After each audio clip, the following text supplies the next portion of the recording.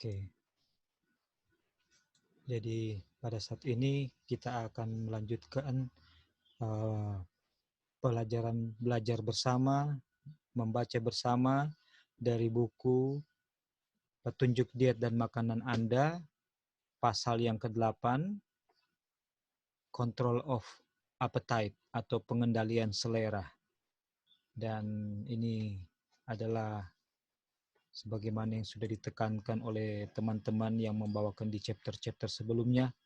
Dan chapter ini juga sangat penting untuk menunjukkan kepada kita bagaimana kejatuhan manusia yang pertama dan kejatuhan manusia di generasi-generasi berikutnya, seperti kehancuran Sodom dan Gomora, dibinasakannya dunia oleh air bah, dan lain-lain, dikatakan itu juga disebabkan oleh pengendalian selera yang menuntun kepada pelanggaran dosa yang tidak terkendali dan meluas pada semua aspek kehidupan.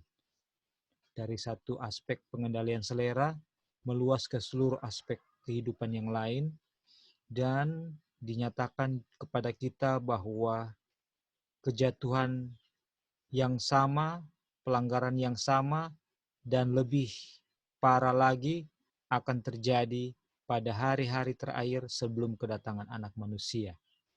Dan topik ini sangat penting karena di bagian daripada the work of preparation, pekerjaan persiapan, itu bagian ini adalah bagian permulaan daripada bagaimana kita mau bekerja sama dengan Tuhan untuk mempersiapkan karakter kita, wedding garment, untuk masuk dalam pesta pernikahan anak domba.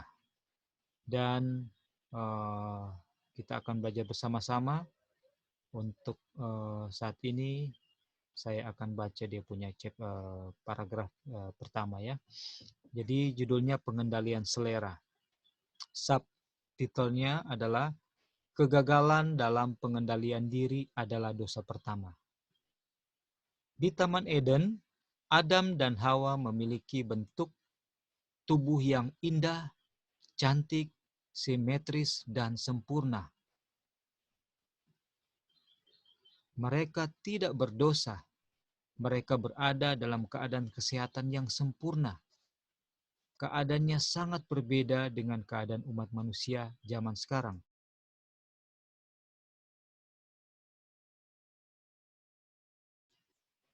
Keindahan pun hilang.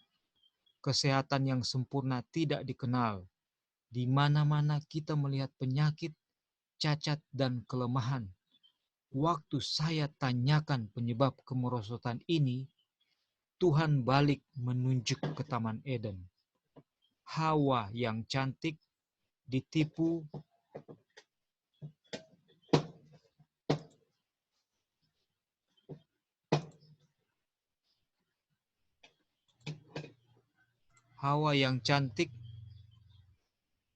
oleh ular dengan memakan buah dari satu-satunya pohon yang dilarang Tuhan untuk dimakan ataupun dijamah supaya mereka tidak mati. Jadi di sini dinyatakan bahwa oleh Tuhan sendiri bahwa yang menyebabkan kenapa keadaan manusia saat ini dalam segi physically itu sangat merosot, sangat jauh daripada keadaan waktu di Taman Eden, yang mana kesehatannya sempurna, tidak ada penyakit, tidak ada cacat dan kelemahan. Kalau kayak saat ini, saya lihat pada diri saya sendiri saja ya, karena dulu aktivitas terlalu berlebihan, misalnya dulu sempat ikut olahraga bela diri, itu banyak sekali cedera yang baru saya rasakan saat ini ya, di bagian pinggang belakang, itu dan di bagian belikat belakang ini ada terasa terbebani hampir setiap hari, itu rasanya terbebani kehidupan ini, aktivitas, karena ada cedera-cedera yang eh, belum atau sulit untuk diselesaikan ya. Jadi yang dilakukan sekarang adalah stretching gitu ya, senam-senam supaya itu bisa Bisa kembali, bisa kembali. Nah, ini akibat pelanggaran hukum kesehatan, extreme activity ya, aktivitas ekstrim. Nah, belum ditambah lagi dengan hal-hal lainnya ya, hal-hal lainnya. Itu rambut jarang gitu ya, putih ubanan, dan banyak sekali kekurangan-kekurangan yang dirasakan. Dan kalau mau dibandingkan dengan Adam dan Hawa waktu di Eden, sangat jauh ya, sangat jauh, sangat jauh. Kemudian kita melihat banyak penyakit-penyakit atau yang diderita ya oleh manusia saat ini. Dan inilah Tuhan waktu ditanyakan kenapa manusia saat ini seperti ini kondisinya yang kita lihat sekarang sangat merosot, Tuhan menunjuk kepada pelanggaran Adam. Pelanggaran Hawa. Pertanyaannya, apa yang dilanggar oleh Hawa? Apa yang Hawa langgar?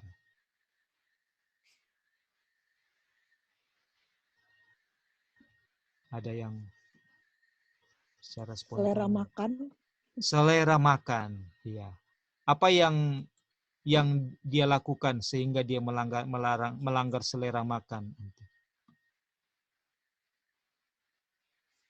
Memakan makanan yang Tuhan larang, yang hanya Iya, satu Tuhan larang. oke.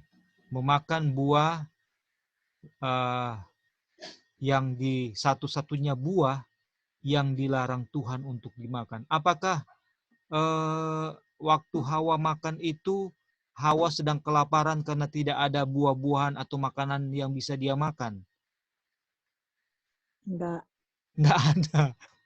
Banyak sekali makanan, buah-buahan yang enak-enak, nggak bisa digambarkan, dilukiskan, atau dinyatakan betapa lesatnya makanan buah-buahan yang Tuhan berikan kepada Adam dan Hawa pada saat itu.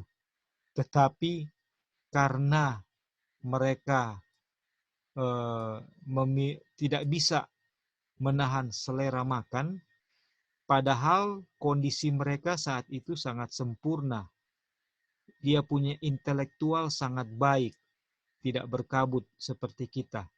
Dia punya saraf-saraf sangat bekerja dengan sangat baik. Sehingga untuk melanggar pada saat itu membutuhkan suatu kekuatan atau kuasa atau keinginan yang besar dan suatu kesadaran yang besar untuk melanggar. Tetap secara ukuran seakan-akan wah, sulit sekali Adam dan Hawa mau melanggar perintah Tuhan. Sulit sekali, kayak mustahil. Karena mereka itu berbeda dengan kita. Kecenderungan berdosanya belum dikultivate, belum dipupuk, belum dimanjakan, belum diindulge. Jadi mereka sangat sulit untuk berbuat dosa, untuk melanggar. Seperti hal yang mustahil, hampir mustahil untuk mereka melanggar. Apalagi mereka itu bergaul akrab dengan siapa? Dengan Tuhan. Tapi kenapa bisa jatuh? Nah, inilah kuncinya yang eh, yang kayak kunci kecil atau kemudi kecil di kapal laut yang sangat besar, tetapi akan mengarahkan kapal itu ke arah yang yang dia kehendaki. Padahal cuman barang kecil. Ini pelanggaran inilah cuman selera. makan yang salah, yang dilanggar, itu yang mengakibatkan keadaan kita seperti saat ini, menurut firman Tuhan. Oke, baik. Sampai di sini kita akan lanjut dan apakah Bro Dolphin boleh tolong bacakan?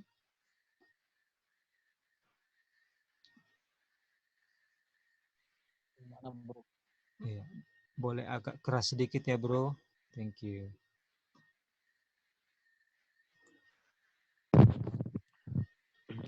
Hawa memiliki segala sesuatu demi kebahagiaannya. Dia dikelilingi larangan. Ya, oke, sorry kita ada besarin dikit. Oke, silakan. Ya. Namun buah larangan itu nampaknya lebih menarik kepadanya daripada buah pohon-pohon lainnya yang ada di taman yang mereka dapat makan dengan bebas. Dia tidak bertarak dalam hal keinginannya.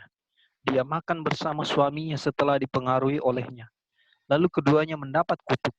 Bumi ini juga terkutuk karena dosa mereka. Sejak kejatuhan manusia, maka tidak bertarak hampir dalam segala hal pun muncul. Selera telah menguasai pertimbangan sehat. Keluarga umat manusia telah mengikuti satu arah melawan Tuhan. Dan seperti Hawa, telah ditipu oleh setan untuk tidak menghargai larangan yang telah ditetapkan Tuhan. Mereka pun membanggakan diri bahwa akibatnya tidak akan sehebat yang mereka pikirkan. Keluarga umat manusia telah melanggar hukum kesehatan. Mereka telah melangkahi hampir segala sesuatu. Penyakit bertambah terus-menerus. Setiap penyebab membawa akibat tersendiri. Apa yang kita dapat sini, Bro? Silakan. Duh, ini sudah berulang-ulang kita di masalah bertarak ini. Iya. Karena kejatuhan bertarak. Berarti pemulihan nanti dimeteraikan juga hal bertarak itu sangat sangat penting. Iya, betul. Itu aja dulu, Bro. Thank you. Iya, sudah sangat jelas sebenarnya. Ini yang di-repeat and di-repeat and di-repeat again. Again and again. Tapi saat ini kita di buku ini kita dibawa mundur kepada sejarah nenek moyang kita yang pertama ya. Di mana keadaannya pada saat itu belum jatuh dalam dosa, belum merosot kondisi fisiknya dan spiritualnya. Tetapi di sini kita melihat bahwa asal muasal daripada kejatuhan dan kemerosotan dan kecenderungan untuk terus berbuat dosa itu berasal daripada pelanggaran selera makan ya, atau tidak mengendalikan selera itu. Oke, thank you. Dan kita lanjut. Apakah Aunty Early boleh tolong bacakan subtitle Zaman Nuh dan Zaman Kita. Baca sampai kita akan baca terus. Ya, sampai di sini. Cukup panjang ini satu subtitle ya. Oke. Zaman Nuh dan Zaman Kita. Silakan. Oke. Zaman Nuh dan zaman kita. Sementara duduk di atas Bukit Zaitun, Yesus memberikan petunjuk kepada murid-muridnya tentang tanda-tanda yang mendahului kedatangannya. Sebab sebagaimana halnya pada zaman Nuh, demikian pula halnya kelak pada kedatangan Anak Manusia. Sebab sebagaimana mereka pada zaman sebelum air bah itu, makan dan minum, kawin dan mengawinkan, sampai kepada hari Nuh masuk ke dalam bahtera. Mereka tidak tahu akan sesuatu sebelum air bah itu datang dan melenyapkan mereka semua. Demikian pula lah halnya kelak pada kedatangan Anak Manusia. Dosa yang sama yang telah membawa penghakiman kepada dunia di zaman Nuh, dosa yang sama pula terdapat di zaman kita. Sekarang manusia membawa kebiasaan makan dan minum begitu jauh sampai berakhir pada kegelojohan dan kemabukan. Dosa yang merajalela ini, yaitu dosa pemanjaan selera yang salah, telah membakar nafsu daging manusia pada zaman Nuh dan telah membawa kebusukan yang menyebar. Kekerasan dan dosa telah sampai ke surga. polusi moralitas ini akhirnya disapu dari muka bumi dengan air bah. Dosa kegelojohan dan kemabukan yang sama melumpuhkan kepekaan moral penduduk Sodom, sehingga kejahatan nampaknya menjadi kesenangan di kota yang jahat itu. Lalu Yesus memberikan amaran kepada dunia. Demikian juga seperti yang terjadi di zaman Lot. Mereka makan dan minum, mereka membeli dan menjual, mereka menanam dan membangun. Tetapi pada hari Lot keluar dari Sodom, turunlah hujan api dan hujan belerang dari langit dan membinasakan mereka semua. Demikianlah halnya kelak pada hari di mana Anak Manusia menyatakan dirinya. Di sini Kristus meninggalkan suatu pelajaran yang paling penting bagi kita. Dia mau memaparkan di hadapan kita bahaya yang disebabkan oleh pemusatan pemikiran pada makanan dan minuman. Waduh, gawat ini. Dia menghadapkan akibat dari selera yang dimanjakan dan tidak dibatasi. Kuasa moral dilemahkan, sehingga dosa tidak tampak lagi jahat. Kejahatan dianggap sepele, dan nafsu daging menguasai pikiran sampai prinsip-prinsip yang baik dan hati nurani dicabut, dan anak dan bapa dihujat. Semuanya ini adalah akibat dari cara makan dan minum yang berlebih-lebihan.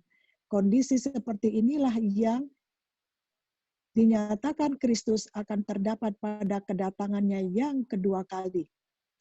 Juru selamat menghadapkan kepada kita sesuatu yang lebih tinggi, yang harus dikerjakan lebih tinggi daripada apa yang kita makan dan apa yang kita minum dan apa yang kita pakai.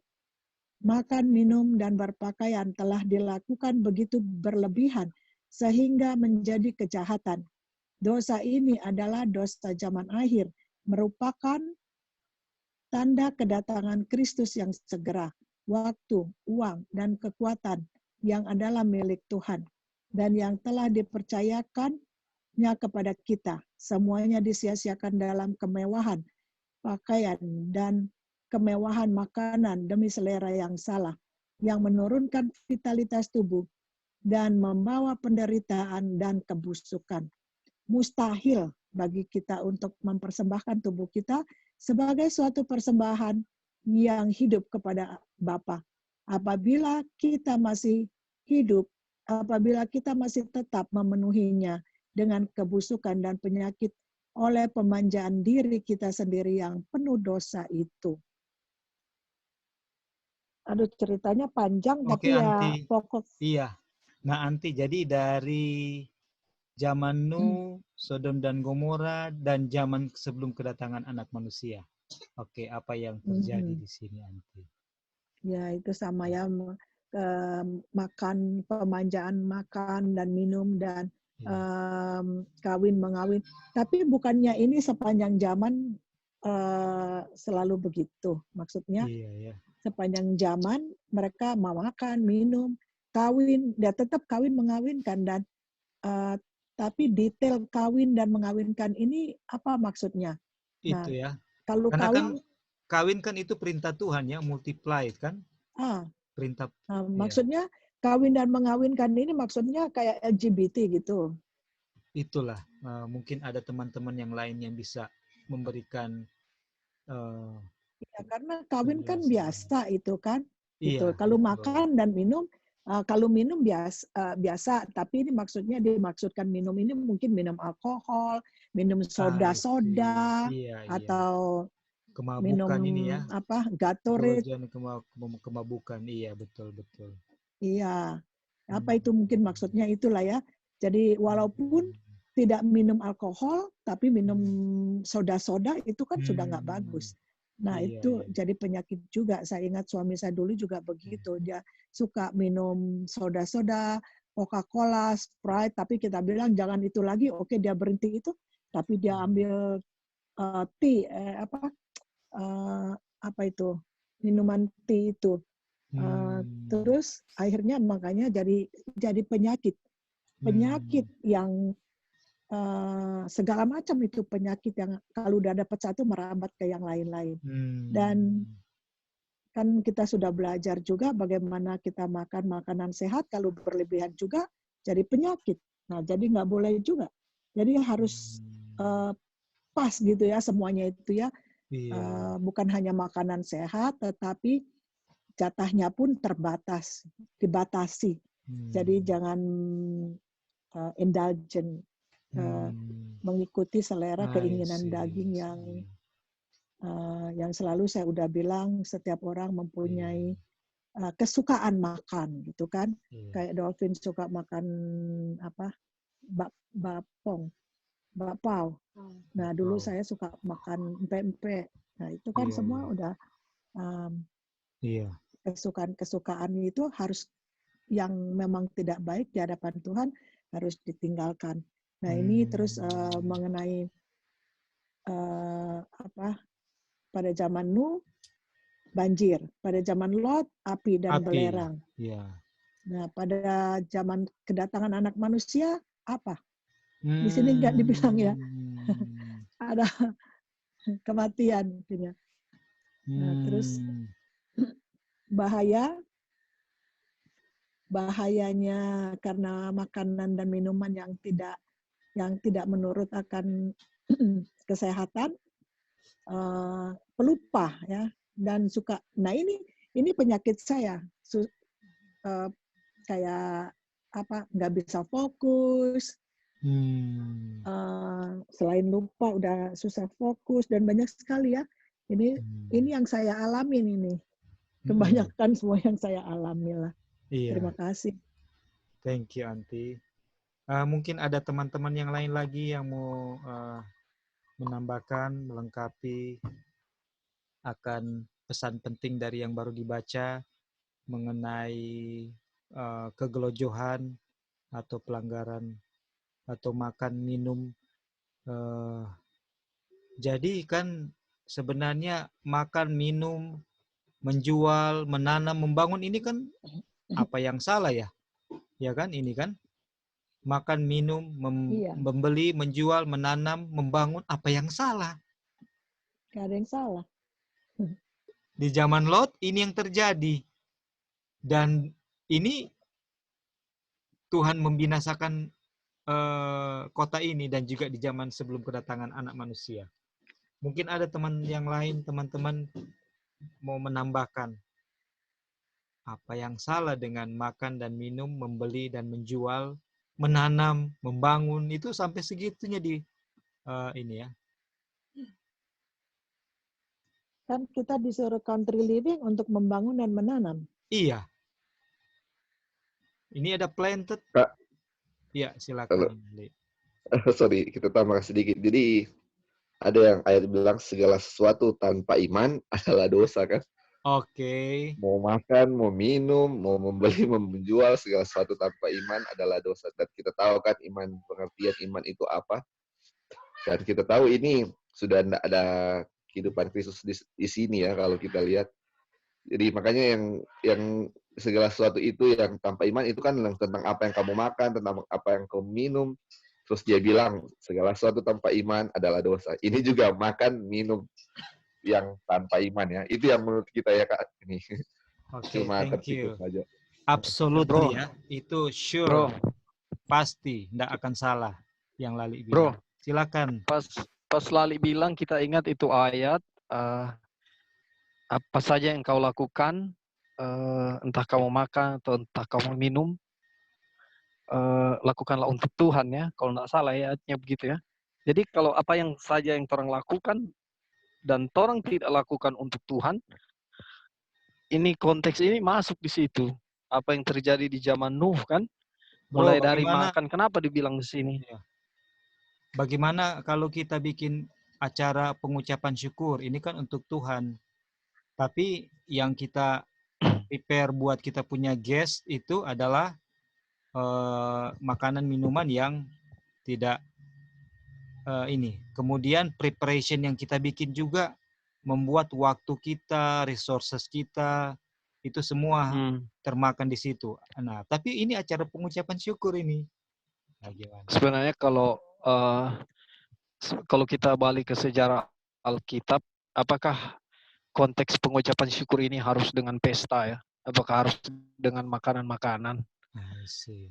Ini kan kalau kita lihat kan adat istiadat ya. Kalau nggak salah ya, mungkin ada pendapat yang lain. Tapi yang kita pikir bahwa ucapan syukur dengan acara makan, undang saudara-saudara dekat atau siapapun, di situ yang pasti uang keluar, yang pasti tenaga keluar. Dan kalau kalau kita lihat ini kan adat istiadat ya yang terjadi.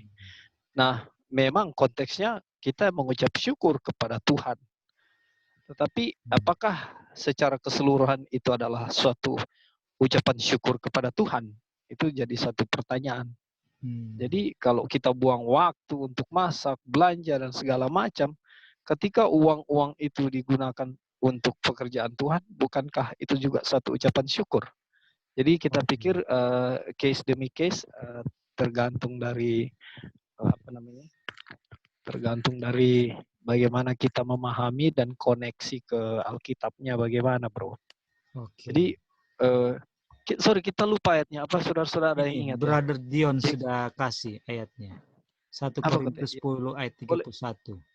Iyo, boleh Aku baca itu menjawab, Dion? jika engkau makan atau jika engkau minum atau jika engkau melakukan sesuatu yang lain, lakukanlah semuanya itu untuk kemuliaan Tuhan.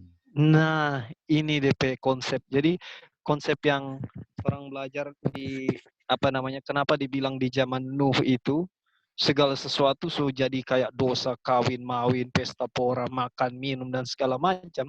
Karena di situ kan kenapa air bah datang? Ya, karena Tuhan melihat dunia ini sudah sangat berdosa dan jahat. Di situ kita bisa tarik kesimpulan hal-hal yang terjadi di zaman waktu itu tidak memuliakan Tuhan. Itu bro, mungkin ada yang lain. Thank you. Oke, terima kasih. Jadi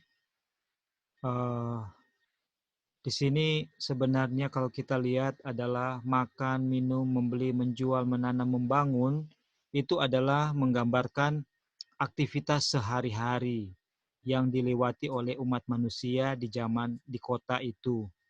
Tetapi problem permasalahannya dikarenakan satu dosa yang dianggap kecil, yaitu pemanjaan selera tidak bertarak, sehingga itu mencemari semua aktivitas mereka lainnya. Di situ pemanjaan selera menyebar ke praktek kehidupan yang lain yang ada dicatat di sini, makan, minum, jual beli, tanam, apa semua. Itu semua sudah tercemar oleh sifat tidak bertarak. Jadi semuanya sudah jadi berlebihan dan akhirnya menjadi idols. Dan inilah yang mengakibatkan dosa dianggap lightly regard, menjadi ringan. Dan kalau sudah seperti ini, bagaimana Tuhan bisa bekerja untuk menobatkan manusia kalau sudah seperti ini? Itu sangat berbahaya, dan sangat berbahaya kalau dosa ini, ingat kan, Tuhan itu untuk destroy itu suatu karakter yang asing bagi Tuhan untuk menghancurkan dunia dengan air bah dan dengan api di Sodom dan Gomora.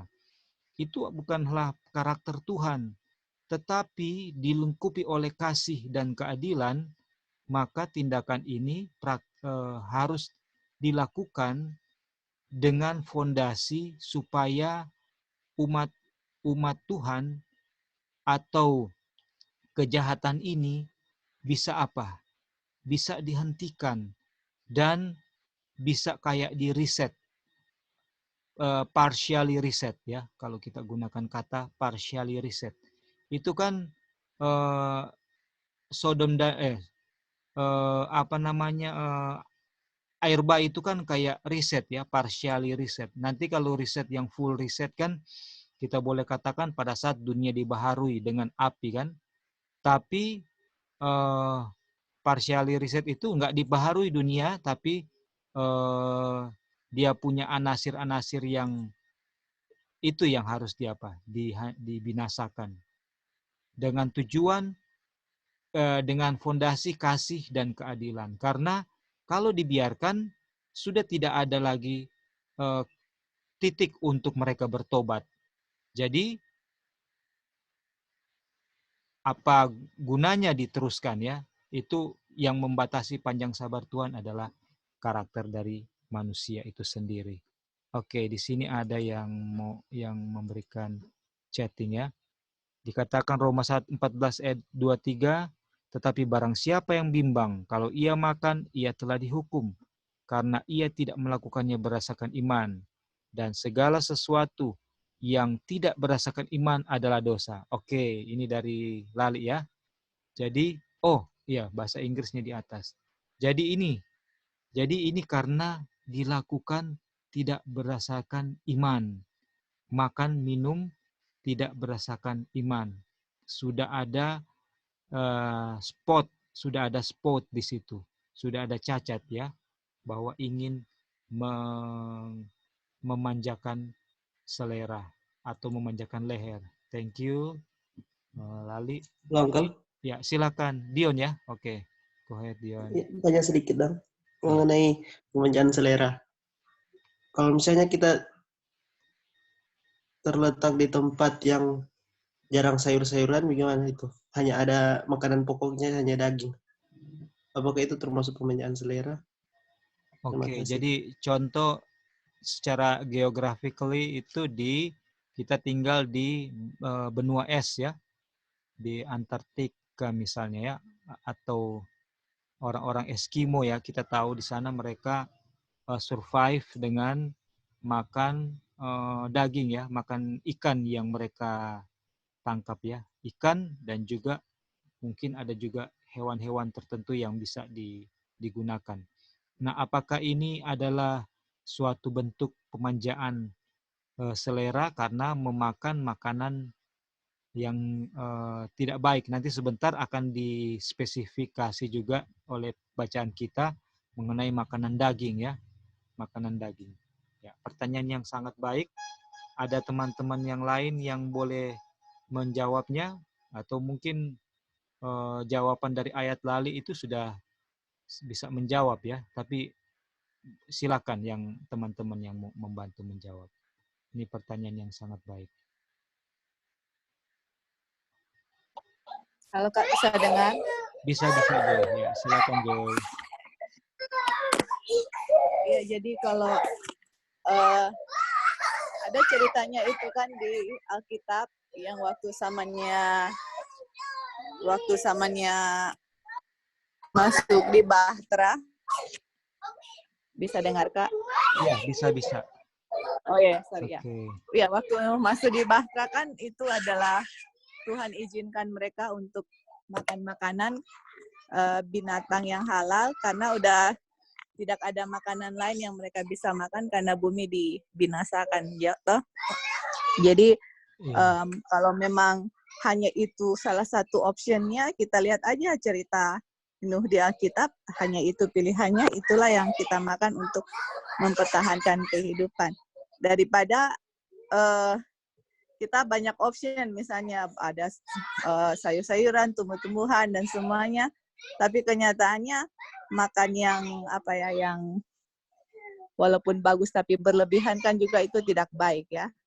Tapi kalau di dalam situasi yang mana hanya itu pilihannya, tapi makannya dengan tidak berlebihan, malah itulah yang Tuhan Iya, jadi kita harus lihat dia punya prinsipnya itu apa. Dan sebelum itu ada satu lagi yang kita mau tambah di sini, yang mana kenapa Tuhan kasih ini kepada kita, pelajaran-pelajaran mengenai kesehatan, karena tadi di kutipan di situ kita nggak tahu di paragraf berapa, mungkin setelah tutup di situ, tapi dibilang itu pemanjaan selera makan itu akhirnya ujung-ujungnya dosa itu sudah tidak kelihatan lagi dosa gitu. Nah, harusnya kan orang udah tiba penghujung dunia yang mana harusnya lebih sensitif kan Kak terhadap dosa. Tetapi karena dengan pemanjaan selera, akhirnya dosa itu udah nggak appear sinful lagi ya. Sebagaimana adanya, iya betul. Iya. Jadi sometimes kan jadi kayak sesuatu hal yang kita bikin, seharusnya waktu itu kita rasa, aduh ini udah dosa gimana gitu ya. Iya. Tetapi dengan pemanjang selera makan, kita punya pikiran jadi lemah, jadi nggak clear. Jadi dosa itu kita nggak bisa discern lagi betapa mengerikan dosa yang dibikin gitu. Iya. Itu hanya dengan apa? Piring kita di meja itu yang kita nggak bisa kontrol dia punya. Dan itulah cara setan yang kita lihat untuk dia lakukan kepada orang-orang seluruh dunia, bukan hanya seluruh dunia, umat-umat Advent juga dia lakukan itu sampai kita nggak rasa ini dosa-dosa seperti Iya, itu ya betul. Kak. Jadi, dan kalau kita lihat restoran-restoran Kak, aduh memang mereka sajikan dengan cara yang baru lihat itu udah kayak lapar gitu. Jadi Iya. itulah yang membuat orang, padahal disitulah kita punya pikiran jadi lebih tumpul, hal-hal rohani kita udah nggak bisa bedakan hanya dengan itu ya, dengan pemanjaan selera. Dan setan tahu karena dia jatuhkan Hawa di situ. Iya. Dia tahu itu akan menjatuhkan umat manusia sepanjang zaman. Apalagi semua dekat kedatangan Tuhan Yesus, dia mau Betul. sebanyak mungkin di pihaknya dia gitu loh. Wah, Oke, thank you Kak. thank you. Praise the Lord. Jelas sekali ya, saudara-saudara, bahwa hubungan keselamatan dengan makan dan minum atau pertarakan itu. Dan ini dikatakan bahwa kalau kita mau lihat bahwa kalau kita mau mulai bertarakan, pertarakan itu luas ya, dalam segala hal. Nah itu kita jatuhnya itu, manusia jatuhnya dari makanan dulu. Tidak bertarakan dalam makanan dan minuman, tidak, atau pemanjaan dalam selera makan dan minum, menuntun kepada pemanjaan dalam selera lain-lainnya, berpakaian dan lain-lainnya, ya, dan lain-lainnya. Dia mulai dari situ, kejatuhan dan kemerosotan itu terjadi, sehingga yang tadi sudah ditekankan Joy, dosa itu tidak oleh orang-orang yang tidak bertarak, maka dosa itu tidak bisa tidak lagi sanggup dipandang sebagai sesuatu yang jahat, atau hanya akan dipandang sebagai hal yang sepele. Aduh, ngeri sekali ya. Ngeri sekali. Jadi ini pemusatan pemikiran pada makanan dan minuman. Jadi we spend a lot of time, effort ya, money, resources itu untuk apa? Untuk eat and drink. Dan inilah yang menjadi dosa atau penyebab dari zaman Adam dan Hawa sampai kepada zaman sebelum Tuhan Yesus datang. Oke, ada lagi karena ini cukup panjang tadi bacaannya. Dan ini dikatakan Yesus menghadapkan kepada kita sesuatu yang lebih tinggi yang harus dikerjakan. Lebih tinggi dari apa yang kita makan dan yang kita minum. Kalau kita lihat di dalam Tuhan Yesus punya ministry, ya, Tuhan Yesus tidak fokus kepada apa yang mau dimakan dan diminum, tapi dia tidak mengabaikan itu, ya kan?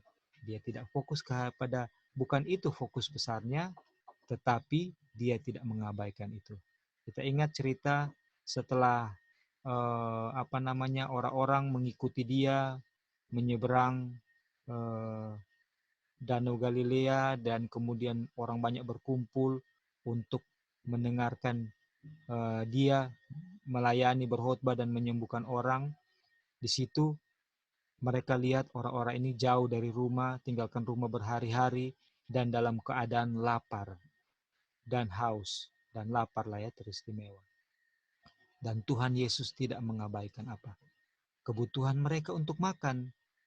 Dan apa yang Tuhan Yesus siapkan buat mereka itu adalah secukupnya. Secukupnya. Dan setelah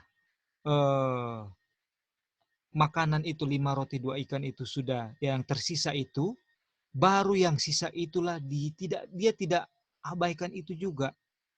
Dia suruh kumpul itu, dan itulah yang dia dan murid-murid apa? Makan sisanya. Jadi tidak dibuang. Tidak dibuang. Itu dipakai untuk makan. Jadi semua teratur, terencana, dan tidak ada pemborosan di situ. Tidak ada pemborosan di situ. Oke.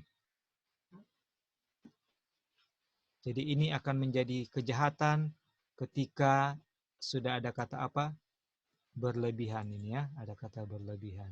Oke. Oke, sampai di sini. Dan ada penekanan sini, salah satu pencobaan yang paling berat yang harus dihadapi manusia ialah masalah selera. Masalah selera. Sekarang kita lanjut ke Sodom dan Gomora. Ini pendek, ini saya bacakan saja. Pada waktu penduduk bumi bertambah-tambah, sesudah air bah reda, sekali lagi mereka melupakan Tuhan. Jadi setelah sudah di riset, sudah sisa umat Tuhan yang beriman, kan kita tahu yang masuk bahtera itu adalah orang yang beriman, the remnant, yang sisa, yang percaya kepada Injil yang dikhotbahkan oleh Nuh sendiri. Dan mulai lagi terjadi apa? Kelupaan kepada Tuhan. Kenapa mereka dikatakan lupa? Karena mereka merusak cara hidup mereka di hadapan Tuhan. Melalui ketidakbertarakan dalam segala bentuk. Dalam segala bentuk. Makan, minum, dan yang lain-lain. Sampai seluruh dunia menyerah pada pengaruhnya. Kota-kota besar sudah dihapuskan dari permukaan bumi karena kejahatan besar dan pelanggaran yang membuat mereka menjadi satu noda di taman Tuhan yang indah. Pemuasan selera yang tidak alami menuntun kepada dosa yang menyebabkan pemusnahan Sodom dan Gomora. Kita tahu ya, dosa yang ada di Sodom dan Gomora itu pemuasan selera yang sudah sampai tidak alami ya. Kemudian Tuhan membuat kota Babel sebagai contoh kegolojohan dan kemabukan.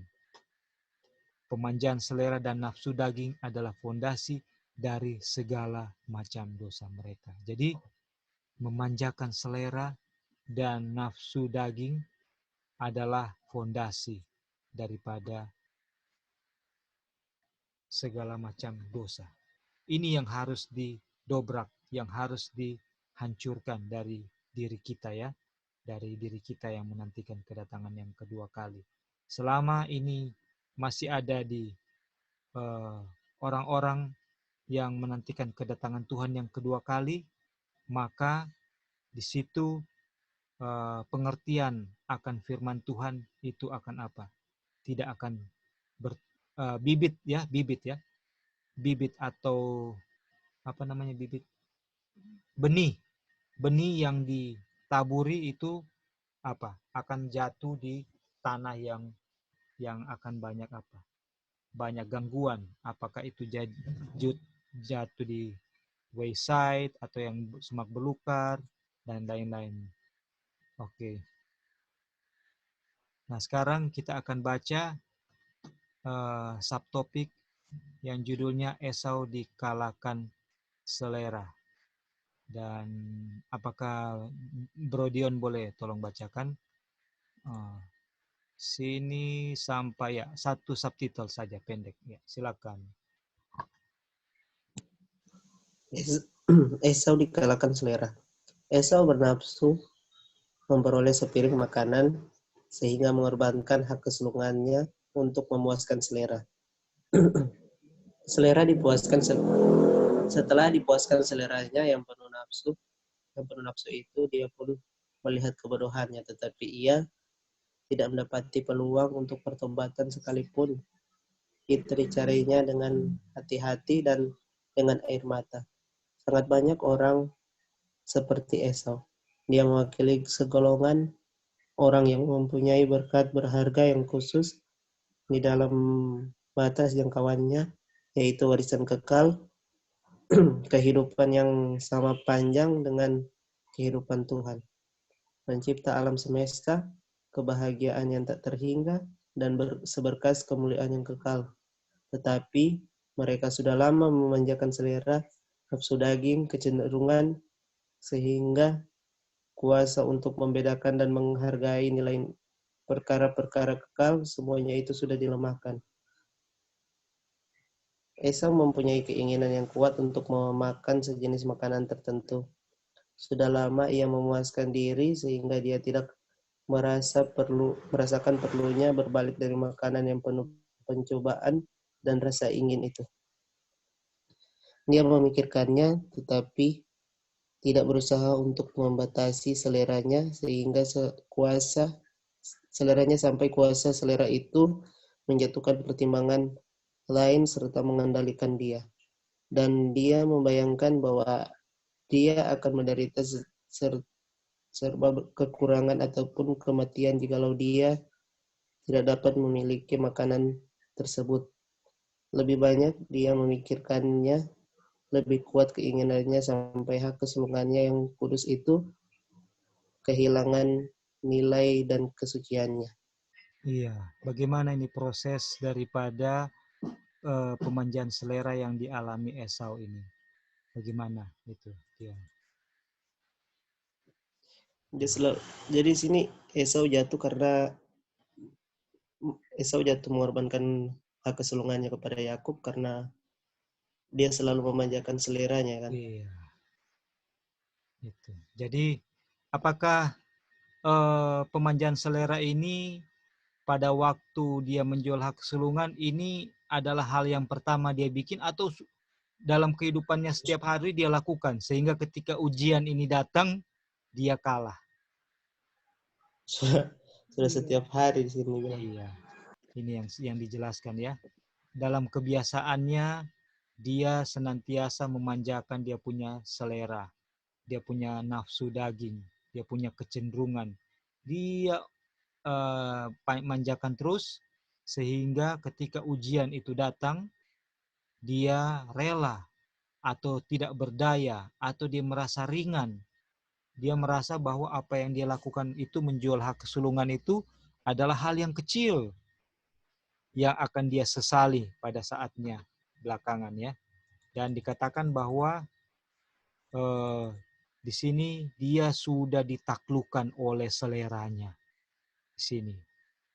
Sehingga dia membayangkan bahwa dia akan sangat menderita kekurangan atau bahkan rasanya dia mau mati kalau dia tidak mendapatkan makanan yang seleranya katakan, yang seleranya Berarti katakan baginya. Angkel selera yang sudah menguasai dirinya, Kang. Iya, selera yang menguasai, menaklukkannya. Dimulai dari selera, iya, selera makan. Aduh, ini teguran buat saya pribadi dan buat kita semua. Bagaimana kita bisa mengalahkan selera. Oke, nanti ada caranya ya, ada caranya. Tuhan akan tunjukkan. Oke. Ada lagi Dion atau teman yang lain mau menambahkan mengenai Esau? Betul, Roy, Ya, yang silakan nanti. kita ada alami ini, kita punya testimoni yang Iya. selera kita sampai, karena zaman dulu kita suka makan rambutan. Jadi kita dulu belum ada rambutan di sini. Jadi sampai kita harus mau ke Indonesia hanya mau makan rambutan. Akhirnya rambutan sudah ada di sini. Terus kita mau jengkol, sampai kita pesan sama Lucy. Sampai banyak sekali. Mau ke sana hanya untuk membeli jengkol sampai berkilo-kilo, 20 kilo, berapa puluh kilo. Terus itu selera juga. Dan padahal itu ya bukannya makanan yang seperti Esau, bukannya makanan yang ini ya, kan dia bilang dia makanan bubur kacang ya, atau something kayak gitu. Itu kan kalau kita pikir kan itu makanan yang sehat gitu kan. Dan jadi tapi di sini mengenai selera, bukan ditekankan mengenai makanannya, tetapi mengenai seleranya. Sejenis makanan tertentu. Dan tapi puji Tuhan, Tuhan yang kita serahkan pada Tuhan untuk yang Tuhan berkuasa. Dan akhirnya bisa dikalahkan juga ya. Jadi Iya. waktu pulang ke Indonesia, sudah nggak ini, kita Oh, bilang iya. nggak terlalu ini lagi. Jadi bukan ke sana untuk memburu makanan. Dan kita mendengar ada kesaksian orang yang kita punya kakak punya ada tahu orang selera makan sampai dimanjakan, tinggal di California sampai pergi ke New York hanya mau cari itu udang gitu. Dan itu orang Advent. Jadi sudah makanannya salah dan selera makannya juga sampai harus pergi jauh hanya untuk memakan makanan yang salah tadi. Itulah saking selera itu memang benar-benar berkuasa ya, tanpa pertolongan Tuhan. Aduh. Karena Iya. kita pengalaman sendiri begitu. Bukan hanya itu aja dan banyak lagi. Betul, Thank betul. Thank you, Aunty. Jadi inilah ya yang ternyata satu kebiasaan yang sangat-sangat penting untuk ditaklukkan. Kita bicarakan dulu untuk harus ditaklukkan ya. Kita sudah tahu cara Tuhan untuk menaklukkannya seperti apa. Tapi yang jelas di sini kesimpulannya adalah kalau selera makan minum tidak bisa ditaklukkan, dia akan menaklukkan kita. Dan selera yang lainnya juga akan ikut menaklukkan kita. Sehingga kita tidak berdaya lagi. Ngeri sekali ya. Oke, kita lanjut. Oke, apakah Kak Gladys bisa tolong membacakan? Bisa. Ya, silakan. Ketika Bapa Israel membawa umatnya keluar dari Mesir, dia menjauhkan makanan daging dari mereka pada umumnya. Tetapi dia memberikan roti dari surga dan air dari celah batu kepada mereka. Orang Israel tidak berasa puas dengan ini. Mereka membenci makanan yang diberikan kepada mereka. Mereka rindu pulang ke Mesir, di mana mereka dapat menikmati makanan daging. Mereka memilih lebih baik menjadi hamba untuk menginginkan kematian daripada tidak makan daging. Astaga. Tuhan meluluskan keinginan mereka lalu memberikan makanan daging. Tuhan membiarkan mereka memakan daging itu sampai kegelojohan mereka, membawa bala yang membunuh banyak di antara mereka. Aduh, silakan Aunty Kak, silakan Kak. Ya, thank you. Ya, saya ada share sama anak-anak di kelas bahasa Inggris. Lalu mereka punya reaksi luar biasa. Mereka bilang, aduh makan, Tuhan kirim burung puyuh, masih hidup-hidup. Belum jatuh di lantai, belum jatuh di tanah. Mereka sudah cabik-cabik dan mereka, aduh saking gelojo, ini bahasanya luar biasa. Apa nih? Kegelojohannya luar biasa ini ya. Kalau make sense, kalau harus dia dibersihkan dulu, dicuci, dikasih bumbu. Ini enggak, memang luar biasa. Langsung mereka cabik dan masih darah-darah di mulut. Aduh, luar biasa. Bahaya. Jadi di sini berapa yang mati? Sepertiga mungkin karena kegelojohan, karena selera mereka yang tak tertahankan. Mereka bosan dengan mana. Tuhan kasih ikuti mereka punya selera, alhasil mati di tempat. Maka tempat itu disebut Mara. Wow.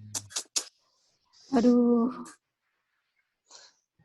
Ya, tapi itu. kan Silakan. Silakan Dion. Ya, sebelum kan ada 2 kali mereka makan daging kan di situ. Sebelum waktu mereka keluar pertama kali mereka diberi makan burung puyuh itu dulu. Nanti yang kedua kali mereka dikasih mana, mereka minta, baru mereka mati di situ sebelum mereka telan burung puyuhnya. Oke. Jadi apa perbedaan? Boleh dikatakan reasoningnya apa? Dion, apa perbedaan makanan daging yang pertama, kemudian dikasih mana, mereka nuntut daging, turun juga daging ya. Dan yang makanan daging yang kedua itu mengakibatkan kematian. Apa perbedaannya gitu ya mungkin ya Dion ya? Kenapa yang Ya, pertama karena Tuhan mereka izinkan gitu ya? yang pertama mereka kan pas keluar dari Israel dari Mesir, Hmm. mereka belum terbiasa makan makanan mana kan. Oh Jadi oke. Tuhan izinkan makan daging. Dan sudah harus makan ini ceritanya kan? Iya, Sudah harus makan kan keluar.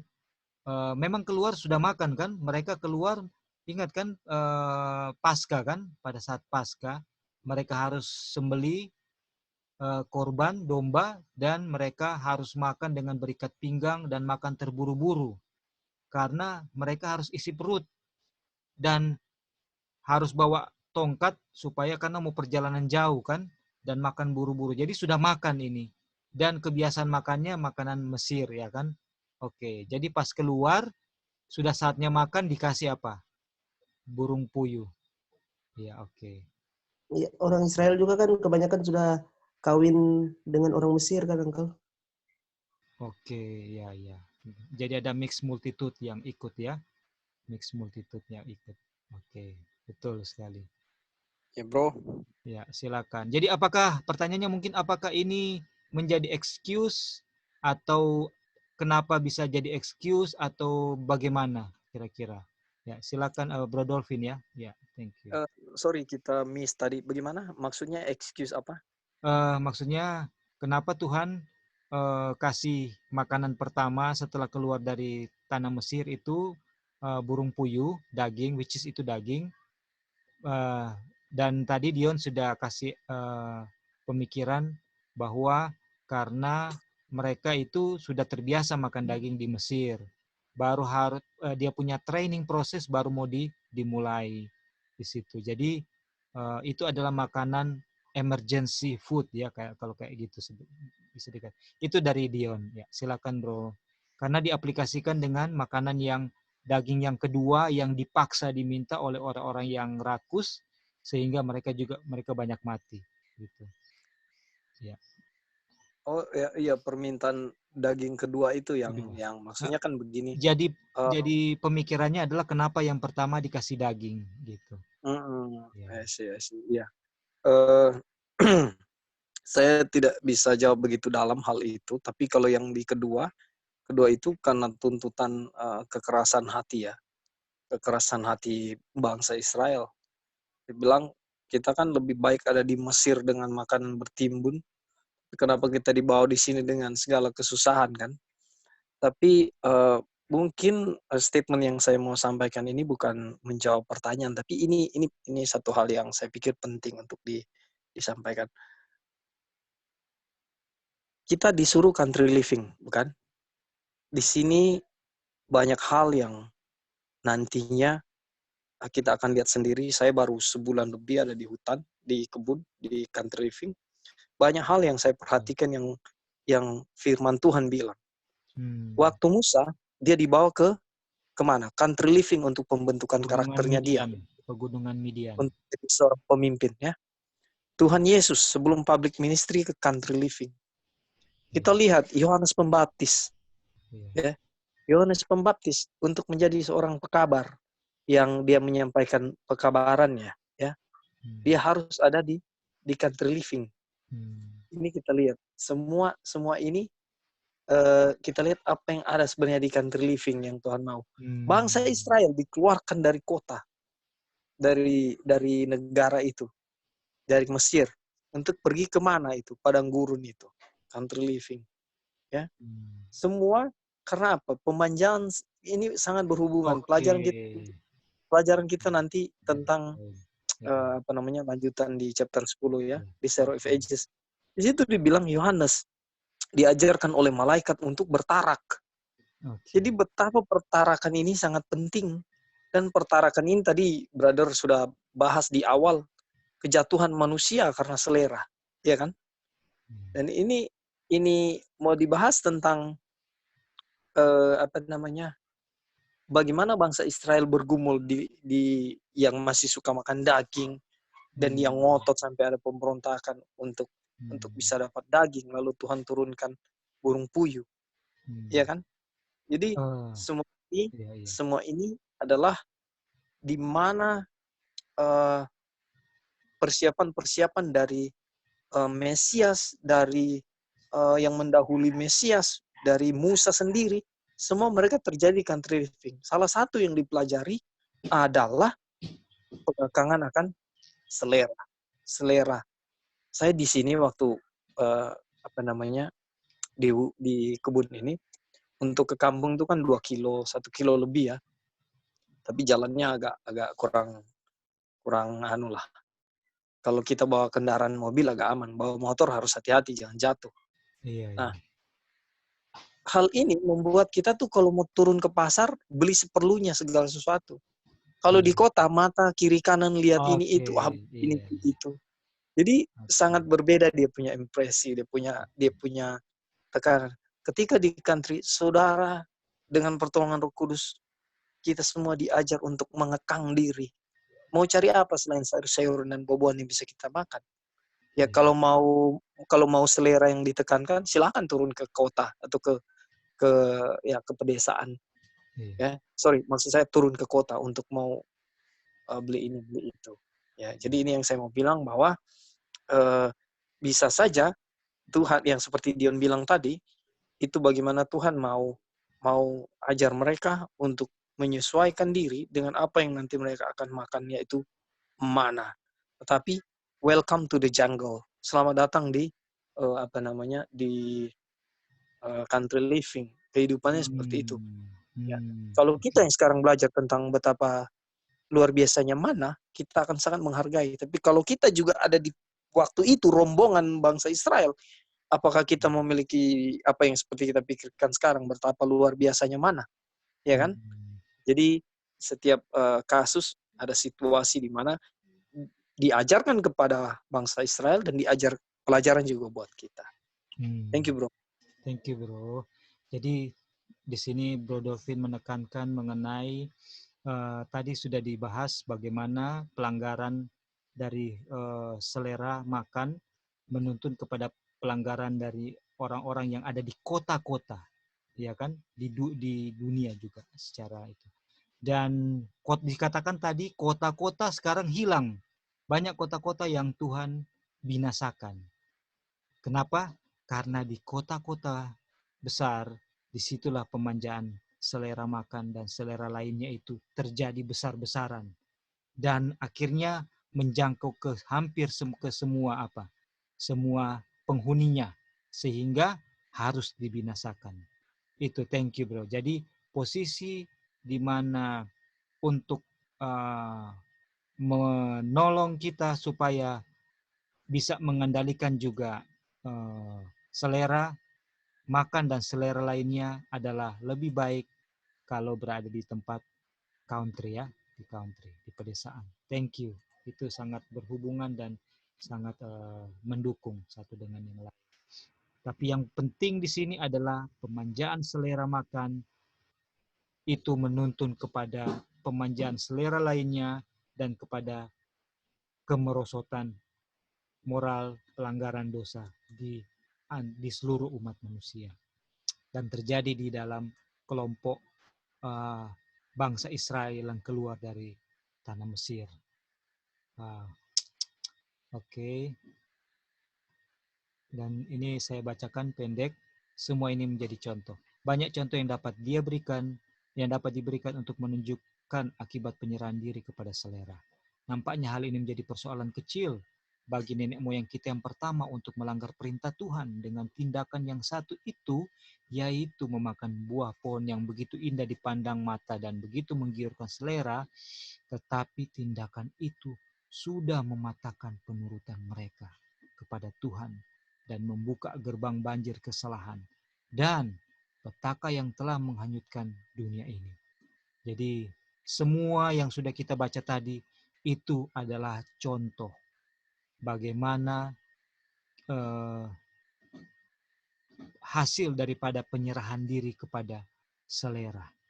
nampaknya itu cuma masalah kecil bagi nenek moyang kita dan juga bagi yang succeeding generation setelah itu, tapi ternyata oleh pelanggaran kecil yang dianggap kecil ini, maka menghasilkan banjir dosa yang menjadi petaka bagi kita semua, bagi dunia ini.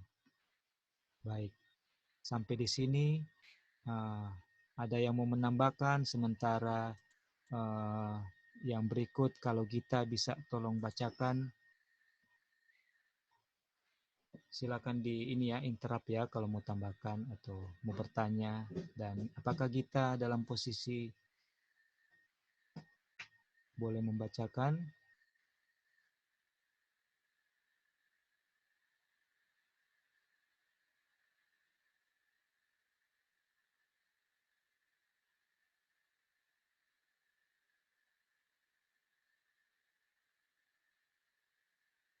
Oke, kalau begitu apakah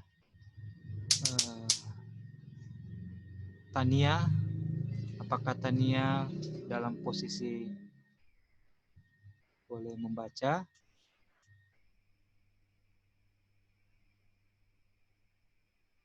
Oke, Ray, bentar, Ray. Oke, Kak, ditunggu.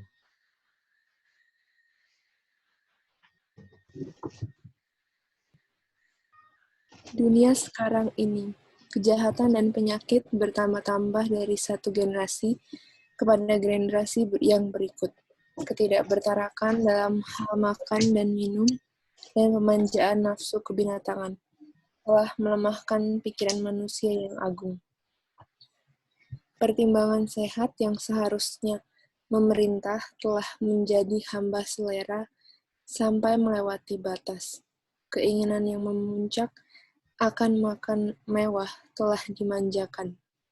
Sampai itu menjadi kebiasaan untuk menjejali perut dengan sebanyak mungkin makanan tersebut. Istimewa pada pesta-pesta selera itu dimanjakan tanpa batas. Makan siang yang mewah dan makan malam yang terlambat disajikan kepada tamu, di mana makanan itu berisi daging yang sudah dibumbui, saus yang berminyak, kue, pai, minuman es, teh, kopi, dan lain-lain. Tidak heran bahwa dengan makanan seperti itu, orang menjadi pucat dan menderita sakit perut yang amat sangat. Iya, silakan lanjut lagi, Tania, nanti ditambahkan setelah selesai subtitle ini. Oh iya, kan. Keadaan dunia sekarang ini sudah ditunjukkan di hadapanku. Pemandangan itu mengerikan. Saya merasa heran bahwa penduduk bumi tidak dimusnahkan seperti penduduk Sodom dan Gomora. Saya melihat cukup banyak bukti akan keadaan kemerosotan sekarang ini dan kematian di dunia ini. Nafsu yang membabi buta menguasai pertimbangan, dan setiap pertimbangan sehat telah dikorbankan kepada nafsu. Kejahatan besar yang pertama ialah ketidakbertarakan dalam hal makan dan minum. Laki-laki dan perempuan telah menjadikan dirinya hamba selera. Mereka tidak bertarak dalam hal kerja. Sejumlah besar pekerjaan yang sukar dilakukan hanya untuk memperoleh makanan untuk disajikan di meja makan yang sangat membahayakan dan membebani tubuh yang sangat letih.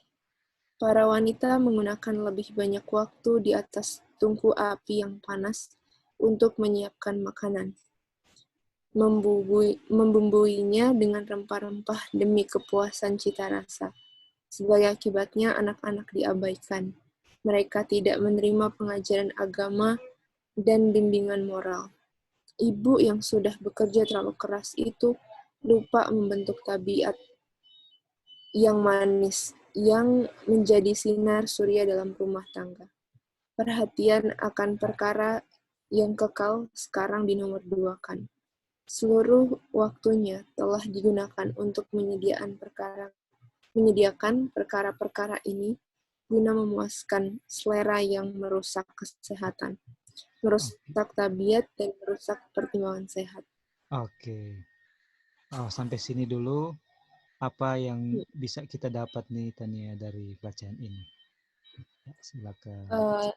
Iya, jadi ini kondisi dunia sekarang ini kalau di mana bukan di zaman Mrs. White aja, maksudnya sampai sekarang juga ini nubuatannya kan masih terjadi, pemanjaan nafsu udah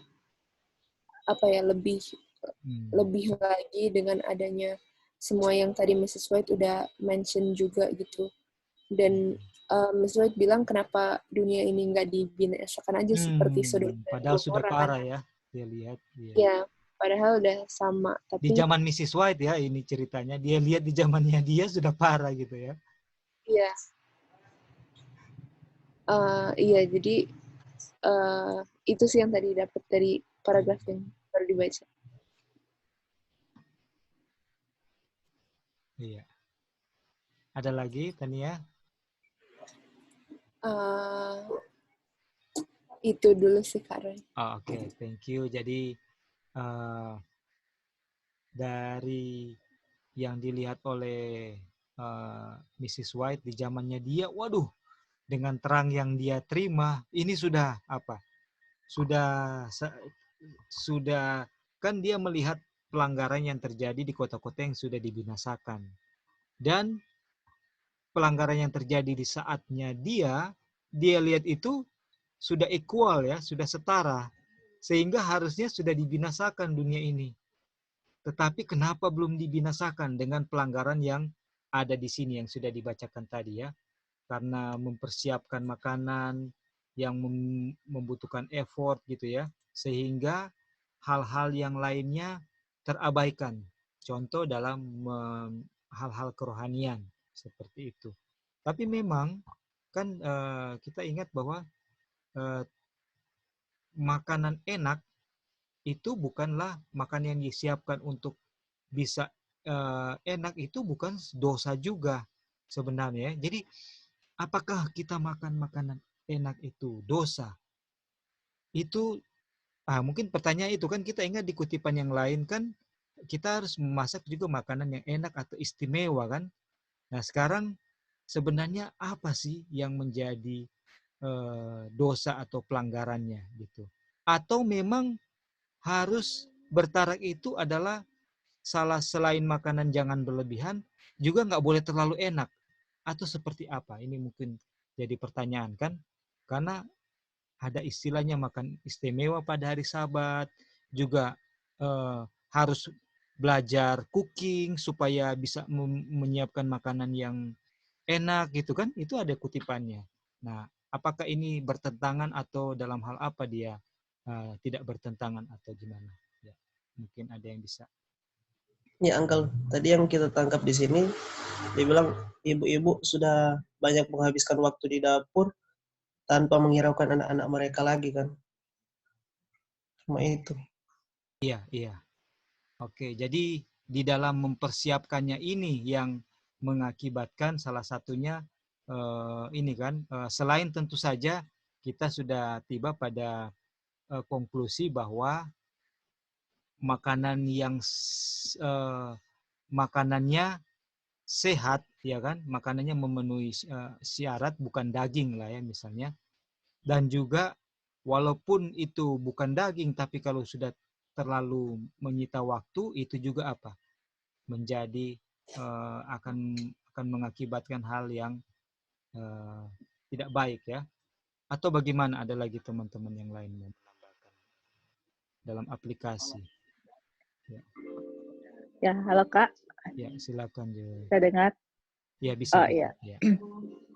Ya, jadi yang tadi Tanya baca itu juga dalam konteks yang mana kalau siapin makanan kan kayak banyak bumbu-bumbunya. Jadi kalau kita mau siapin, mau masak, kan itu prinsipnya simple, enak, dan bergizi gitu. Jadi bukan juga Ellen White atau Tuhan suruh makannya asal-asal, nggak enak, nggak seperti itu ya. Jadi makanya kita ibu-ibu harus diminta kebijaksanaan dari surga, gimana makanan yang nggak terlalu banyak dia punya bumbu-bumbunya, yang sederhana tapi rasanya enak gitu. Enak, iya. Iya, dan hanya dengan cara mempraktekkannya itu, dengan pengalaman itu bisa tahu ya. Dan juga apa yang tadi saya mau bilang, ya jadi karena persiapkan banyak, dan apalagi juga kan kita sudah belajar Iya, makan itu rupanya jangan terlalu banyak ragamnya. Iya. Iya, ragamnya itu saya mau bilang, Kak. Jadi akhirnya waktunya spend so much time cooking, lupa belajar firman Tuhan, anak-anak terlantar, seperti itu. Jadi kalau macam makan kita itu simple, nggak banyak ragam, kan cepat bikinnya. Nggak sampai 1 jam aja udah bisa selesai ya, seperti itu. Dan jadi ya itulah yang menjadi suatu hal yang tidak berkenan di hadapan Tuhan, mempersiapkan terlalu banyak ragam, banyak bumbu-bumbunya, akhirnya kita punya waktu habisnya di dapur gitu. Dan yang tadi Ellen White kasih itu, yang kutipan itu, yang sudah terjadi sama Ellen White, itu tahun 1864. Nah gimana sekarang? Tahun Itu 2020. Iya. Waduh, lebih parah lagi, Kak. Merosotnya Dan ya, sudah semakin merosotnya minta ampun. Jadi di zaman Nuh itu, the reason why juga alasan utama Tuhan binasakan karena kan udah amalgamation ya. Iya, Manusia kawin sama binatang gitu. Betul. Jadi itu Pemanjaan semua selera karena yang tidak normal. pemanjaan selera. Yang itu tidak dia. normal. Jadi Iya. betul. Dan kalau kita pikir, kenapa sekarang Tuhan tidak langsung binasakan? Kenapa di zaman Nuh dibinasakan? Karena coba bayangkan ya, Kak. Udah amalgamation, kawin sama binatang, terus umurnya kan panjang, Kak. Ratusan, hampir 1000 tahun. Nah, kalau mereka kawin sama binatang, jadi bumi ini dipenuhi dengan the image of beast, kayak binatang, kayak gitu. Iya, betul. Di zaman kita, Tuhan nggak perlu binasakan. 50-30 tahun udah stroke, mati. Mati sendiri. Iya, betul. Kayak gitu. Tapi batasnya akan ada juga gitu loh. Tuhan punya long suffering, akan ada, dia punya batas yang mana semuanya itu akan ada ganjarannya, karena Tuhan kasih kan ini bukan dia benci kan, karena dia cinta sama kita. Tapi ketidakmenurutan itulah yang surga tidak bisa terima, karena di surga semua orang menurut. Kalau orang berdosa masuk di surga, dia nggak bahagia karena nggak bahagia. Nggak. Iya. Kayak contoh karena dia ini punya Great karakter Multitude tidak kan? menurut. Iya, betul. Great Multitude yang ada di kumpulan yang di bawah Tuhan dari Mesir, mereka tidak berbahagia karena mereka ingin makan daging. Multitude ya, Kak? Mixed Multitude, iya. Great Mixed Multitude. Iya, betul. That's right. Nah, mereka nggak biasa makan itu, biasa tidak menurut, akhirnya bersungut-sungut. Di surga hidup selama-lamanya nggak bisa istilahnya harus menurut. Wah, itu satu nightmare untuk orang yang masuk surga. Oke, thank you, Kak. Thank you, terima kasih. Puji Tuhan. Dan ini saya bacakan ya kelanjutannya. Harusnya tadi Tania baca, cuman kita udah suruh stop, padahal masih ada. Kita baca ya. Kita menemukan ketidakbertarakan di mana-mana. Kita melihatnya di dalam mobil, di kapal, dan kemana saja kita pergi. Dan kita harus bertanya pada diri sendiri, apakah yang sedang kita lakukan untuk menyelamatkan jiwa-jiwa dari genggaman si penggoda. Ini ada bagaimana kita mau menolong orang-orang untuk bisa keluar daripada perhambaan dosa yang diakibatkan oleh ketidakbertarakan. Setan selalu siap siaga untuk menempatkan umat manusia sepenuhnya di bawah kekuasaannya. Pegangannya yang paling ketat ialah melalui selera. Ini. Jadi dia punya pegangan. Kalau di Tuhan Yesus tidak ada pegangan, dia licin. Jadi tidak bisa setan pegang Tuhan Yesus. Dan kita akan lihat nanti di bawah kenapa Tuhan Yesus nggak bisa dipegang oleh setan. Kenapa? Waduh, ini solusinya ya. Dan dia berusaha merangsangnya dengan cara apapun. Semua bahan perangsang yang tidak alamiah sangat berbahaya. Dan ini menimbulkan keinginan untuk minuman keras. Bagaimanakah kita dapat menggembirakan manusia sambil mencegah kejahatan besar yang diakibatkan oleh perkara-perkara ini? Apakah kita sudah melakukan segala sesuatu yang dapat kita lakukan dalam hal ini? Itu dia ya. Jadi aplikasi ya. Aplikasi apa yang sudah kita lakukan untuk kita, keluarga, dan untuk orang lain daripada ketidakbertarakan yang menuntun kepada dosa yang besar. Aduh.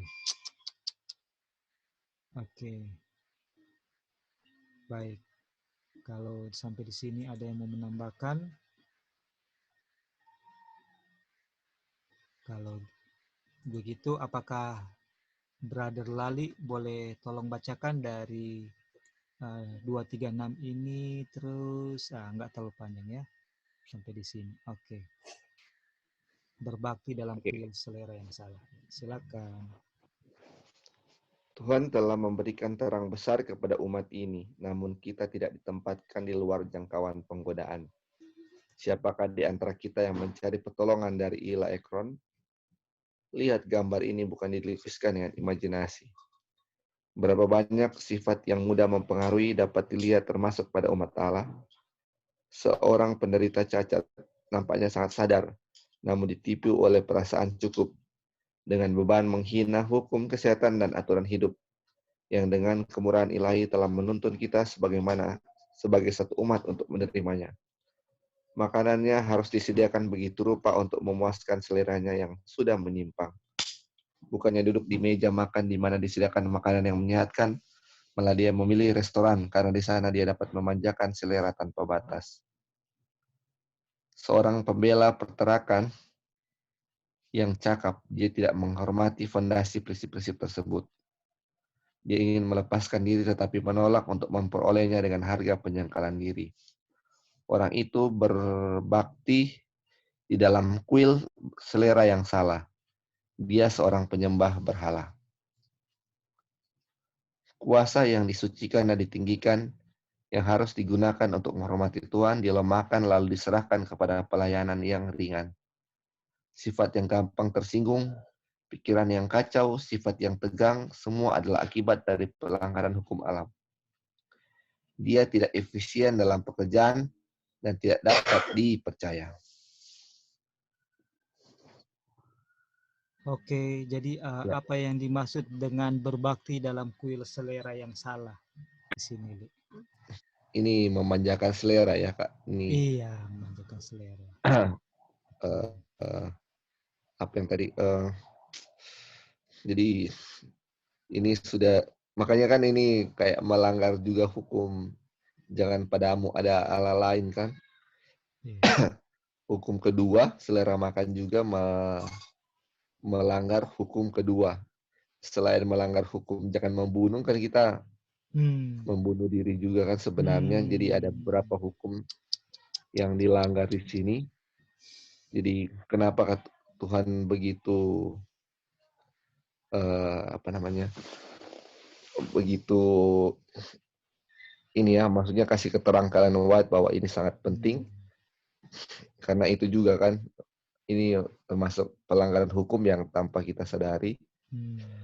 Terus dia punya akibat-akibat yang tadi kita sudah lihat juga sangat besar, dan salah satu pelanggaran tetap selera ini adalah masalahnya pelanggaran ini menurun, Kak. Jadi kayak saya sakit diabetes, anak saya akan cenderung sakit diabetes. Betul. Cenderung karena dan pengaruhnya ini berkepanjangan kan. Jadi kenapa juga orang Israel itu waktu itu dimusnahkan juga waktu itu, karena mereka makan dengan mentah.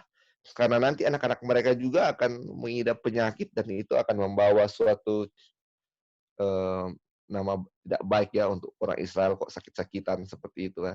Jadi mereka harus dibinasakan. Semua juga untuk dia punya tujuan adalah baik ya, supaya tidak ada keturunan yang sakit-sakitan. Makanya ini sampai sekarang juga, walaupun umur kita sudah pendek, tetapi ini kalau tidak dijaga akan anak-anak kita juga akan menghadapi hal yang sama. Makanya selalu dikasih tahu tentang ini reformasi kesehatan sangat penting. Ini selalu ini penyangkalan diri ya ini.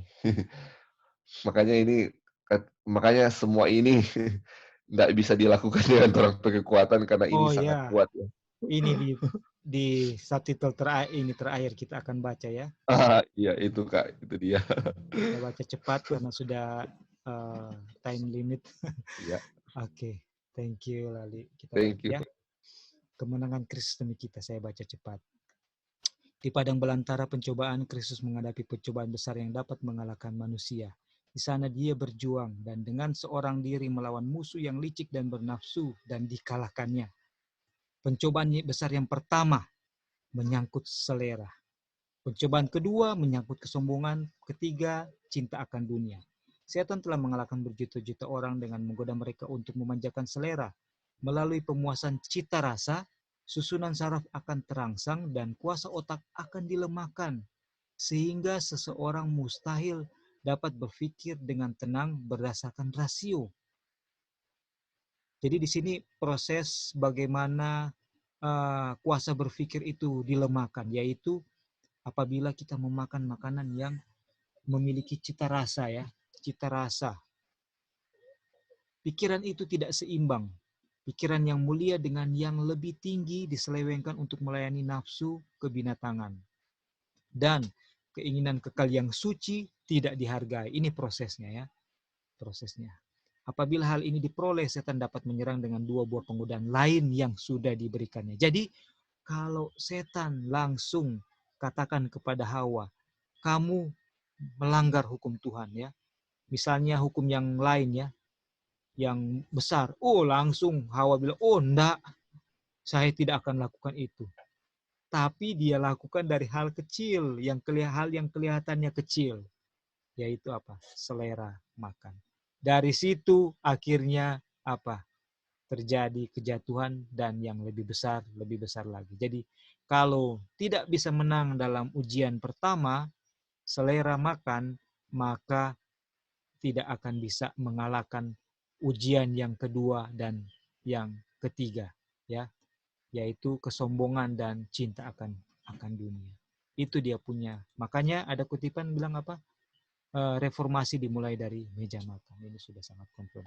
Dari semua pelajaran yang dapat disimak dari penggodaan besar yang dihadapi Tuhan Yesus, tidak ada yang lebih penting daripada bertahan dan mengendalikan selera nafsu. Dalam segala zaman, penggodaan yang menyangkut fisik sangat berhasil dalam memerosotkan dan merusakkan umat manusia. Dengan kebiasaan tidak bertarak, setan bekerja untuk merusak kuasa mental dan moral yang telah diberikan Tuhan kepada manusia sebagai hadiah yang tidak ternilai. Dengan demikian, mustahilah bagi mereka untuk menghargai perkara-perkara bernilai abadi. Dengan pembanjaan nafsu, setan berusaha menghambat jiwa supaya tidak serupa dengan Tuhan. Pemanjaan yang tidak dapat dikendalikan yaitu yang mengakibatkan penyakit dan kemerosotan yang ada pada kedatangan Kristus. Yang pertama akan muncul kembali dengan kejahatan yang lebih besar sebelum kedatangan yang kedua kali.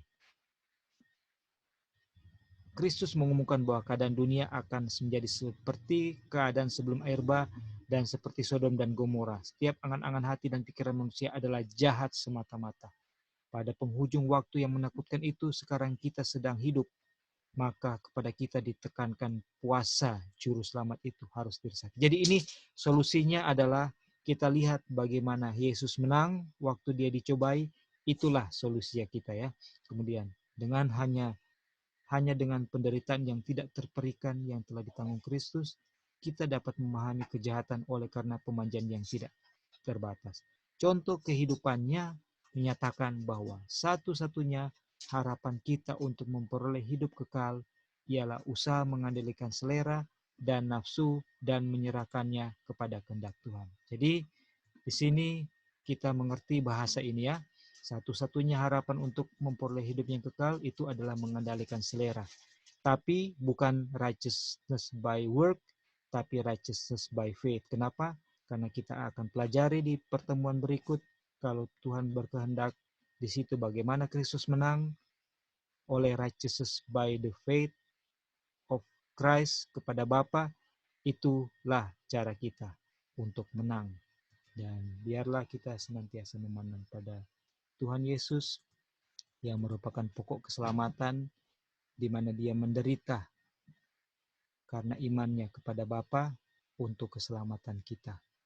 Jadi kita diingatkan kembali topik yang sangat penting untuk bertarak mengendalikan selera, mulai dari selera makan dan selera lainnya. Kemudian tentu saja kita mencari Tuhan, mencari kebenarannya, sehingga kita boleh mengandalkan Tuhan dalam mengendalikan selera makan atau dalam kehidupan pertarakan kita. Kiranya Tuhan menolong kita semua, memberkati kita semua yang masing-masing memiliki tipikalnya sendiri, kelemahannya sendiri.